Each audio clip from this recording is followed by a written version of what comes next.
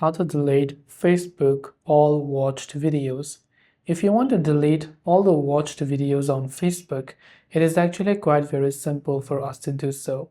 All we have to do is go ahead and first of all, launch the Facebook application on our device. And then once you've done that, tap on your profile icon located at the top left corner of the screen. Tap on the three dots icon located next to Edit Profile and then tap on it. Once you've done so, you'll find these options here. Go to Activity Log. Under Activity Log, you'll find different tags. Under these tags, we'll look for a tag that says Videos Watched, as you can see there, and tap on it.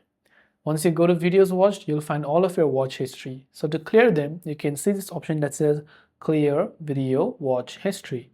When you tap on it, it will ask you for a confirmation. Are you sure you want to clear? So once you tap on the clear button, all of your watch history on Facebook will be successfully cleared.